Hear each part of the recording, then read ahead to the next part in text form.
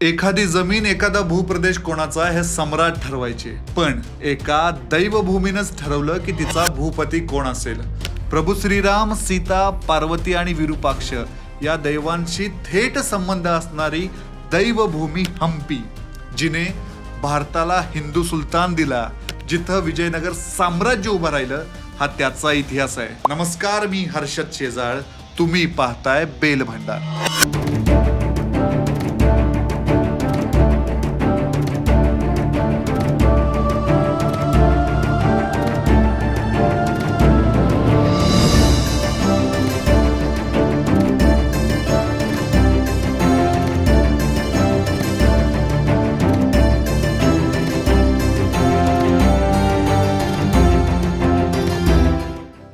वर्ष 1326.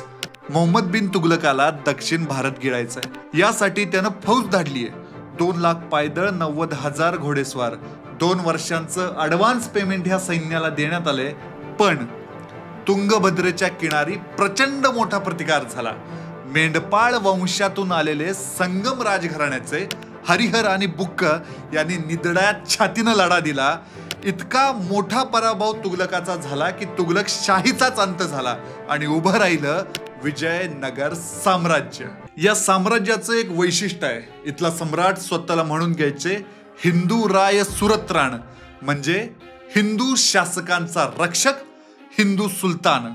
छत्रपती शिवाजी महाराजांच्या 300 वर्ष आधी हिंदू राजांना एकवटून एक हिंदू साम्राज्य उभं राहिलं होतं. ही त्याची गोष्ट आहे. विजयनगर वरती आपण एक खास सिरीज करतोय. या सिरीज मध्ये अत्यंत वादग्रस्त प्रश्नांची उत्तरं आपल्याला शोधायची आहेत. जसं की हरिहर आणि बुक्काला तुगलकाने कैद केलं होतं का?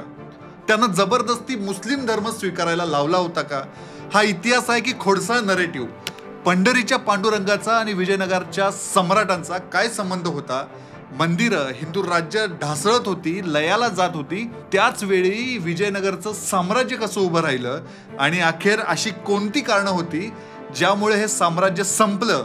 उदयापासून अस्तापर्यंतची ही सगळी कहाणी समजून घेताना आपल्याला ही संपूर्ण सिरीज बनवायची आहे. पण ही सिरीज किती भागांची होईल याचा निर्णय तुम्हाला घ्यायचा आहे. या व्हिडिओला जितके 1000 सबस्क्रायबर्स येतील तितके एपिसोड आपण याचे करायचे आहेत. म्हणजे समजा 2000 सबस्क्रायबर्स आपल्याला या व्हिडिओतून मिळाले तर 2 एपिसोड, 5000 मिळाले तर 5 एपिसोड, आणि 10,000 मिळाले तर 10 एपिसोड आपण बनवणार आहेत. जितके जास्त एपिसोड तितका सविस्तर इतिहास, जितका सविस्तर इतिहास तितकाच विजयनगर साम्राज्याच्या गर्भात दडलेल्या इतिहासाची मांडणी होणार आहे. चला पटपट सबस्क्राईब करा. विजयनगर साम्राज्याचा भारतातील महाकाव्य, पुराण आणि भूगोलाशी थेट संबंध आहे. तेव्हाचं विजयनगर म्हणजे आत्ताचं हम्पी.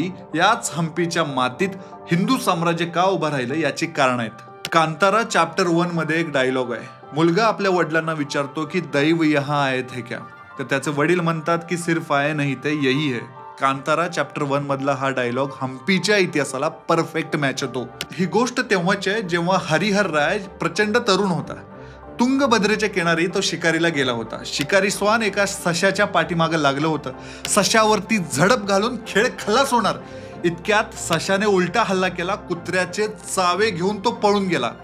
ही सगळी गोष्ट बघितल्यानंतर इथं काहीतरी देवी अंश आहे असं हरिहरायाला वाटलं. तो पुढे चालतच होता, इतक्यात त्याला भेटले तपस्वी विद्यारण्य. हरिहराने हा सगळा प्रकार विद्यारण्यानं सांगितला. ही भूमी अद्भुत आहे, इथेच तुझ्या साम्राज्याची वैभव संपन्न सामर्थ्यशाली राजधानी उभी राहील असे आशीर्वाद विद्यारण्य यांनी दिले. काही जण याला दंतकथा म्हणतात, पण संगम राजघराण्यासाठी विद्यारण्य गुरु असल्याचा दावा केला जातो. विद्यारण्याच्या नावावरूनच या राजधानीचं नाव विजयनगर असं करण्यात आलं असं बोललं जातं. चला तुम्हाला रामायण काळातील हम्पीकडे घेऊन जातो. तुंगभद्रेच्या दक्षिणेला हम्पी, तर उत्तरेला आनेगोंदी आहे. ईशान्येला 12 मैलावर कंपली आहे. या तिन्ही ठिकाणांना विजयनगरच्या इतिहासात प्रचंड महत्व आहे. त्यामुळे ही नावं तुम्ही लक्षात ठेवा, विसरू नका. रामायण काळात हम्पीला किष्किंधा म्हणायचे. तुंगभद्रेचं नाव होतं पंपासर. आनेगोंदीत आजही ते ठिकाण आहे जिथं प्रभू श्रीरामांनी बालीचा वध केला होता आणि यानंतरच सुग्रीवाचा राज्याभिषेक झाला होता।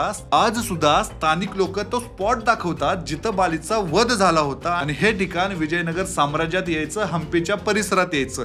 आता इथून पुढे मी जितक्याही घटना सांगेन ते हम्पीशी संबंधितच आहेत। तुंगभद्रेला पंपसर म्हणतात हे आपण जाणतो। पंप महात्मा नावाचा एक ग्रंथ आहे। या नदीच्या दक्षिण तीरावरून काही अंतरावर गेल्यावर एक तलाव आहे ज्याला सीताकुंड म्हणतात। रावणाने जेव्हा सीतामातेचं अपहरण केलं तेव्हा लंकेला जात असताना इथं सीतामातेनं स्नान केल्याचं बोललं जातं।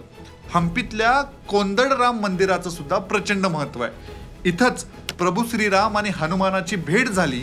हनुमानाला आपला दूत म्हणून लंकेला पाठवण्याचा आदेश प्रभू श्रीरामांनी इथेच दिल्याचं बोललं जातं। तिथून पुढच्या अगदी काही किलोमीटरच्या अंतरावरती हम्पीत निसर्गतः चिरेबंद रस्ते निर्माण झालेत। या दगडांवरती लांबच रामरेषा आहेत। या लांब रेषांना सीता सेरुंगू म्हणलं जातं। सीता मातेची साडी। अनेगोंदी ते होसपेट रस्त्यावर खडकांनी वेढलेला एक पंप सरोवर आहे।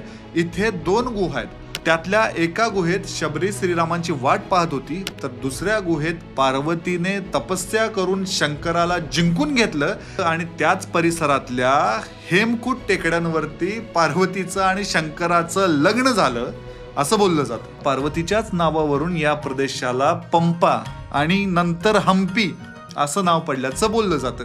एकेकाळी या परिसराला विरूपाक्ष तीर्थ म्हणायचे कारण इथं शतकानुशतक असलेलं विरूपाक्ष मंदिर। आता इतिहासाच्या पानावरती परत येऊयात। 8व्या शतकापासून हम्पीचा उल्लेख वेगवेगळ्या शिलालेखांमध्ये आढळतो। 9व्या शतकात चालुक्य यानंतर होयसळ यांच्या ताब्यात हम्पी होती। कंपिल देवानी सन 1300 मध्ये हम्पीत मंदिरं बांधली। तिसरे नरसिंह यांनी सत्तेत आल्यानंतर विरूपाक्ष मंदिराचा जीर्णोद्धार केला। यावरून विरूपाक्ष मंदिराला विरूपाक्ष बल्लाळ असं नाव पडलं कारण तिसऱ्या नरसिंहाचं आडनाव बल्लाळ असं होतं। मात्र हम्पी वैभव संपन्न झाली ही संगमांच्या काळात। हरिहर आणि बुक्कांचा संगम वंश जेव्हा सत्तेवर आला तेव्हा हम्पीचा चेहरा मोहरा बदलला। विरळ लोकवस्तीचं एक साधारण खेडं समृद्ध राजधानीत बदललं। संपूर्ण जगाचं आकर्षण ठरलं आणि तिथे उभं राहिलं विजयनगर साम्राज्य। या भागात आपण पाहिलं की प्रभू श्रीराम, सीता, हनुमान, शिवपार्वती आणि विरूपाक्षांच्या पदस्पर्शाने हम्पी किती आणि कशी पावन झाली होती। याच पावन भूमीमध्ये जे साम्राज्य उभं राहिलं त्याला आपण विजयनगर साम्राज्य म्हणतो। मात्र ही साम्राज्य निर्मितीची प्रक्रिया अत्यंत क्लिष्ट आणि डोकेदुखीची होती। 1326 ते 1336 या 10 वर्षात मुघल सैन्य दक्षिण भारताचा लचका तोडण्याच्या प्रयत्नात होतं। त्यावेळी हरिहर आणि बुक्क या दोघांनी कसा संघर्ष केला आणि बुक्काने आपल्या शासन काळात स्वतःला हिंदू राय सारत्राण म्हणजे हिंदूंचा सुलतान कसं घोषित केलं हे तर आपण पाहणारच आहोत। पण एक थिअरी नेहमी सांगितली जाते 1336 ला विजयनगर साम्राज्य उभं राहिलं पण 1326 ला हरिहर आणि बुक्क हे तुगलकांशी लढताना कैद झाले होते। त्यांना दिल्लीला नेण्यात आलं, त्यांना जबरदस्ती धर्मांतरित करण्यात आलं याचा उल्लेख काही इतिहासकार करतात। मात्र ती खोडून काढणारी काही संसाधनं आहेत। या दोन्हीचा इतिहास आपण पाहणार आहोत की खरंच या दोघांचं धर्मांतरण झालं होतं की नव्हतं ते आपण पुढच्या भागात पाहूयात। तोपर्यंत हा व्हिडिओ आवडला असेल तर लाईक करा, शेअर करा, यूट्यूबला पाहताय तर सबस्क्राईब करा। भेटूयात पुढच्या भागात।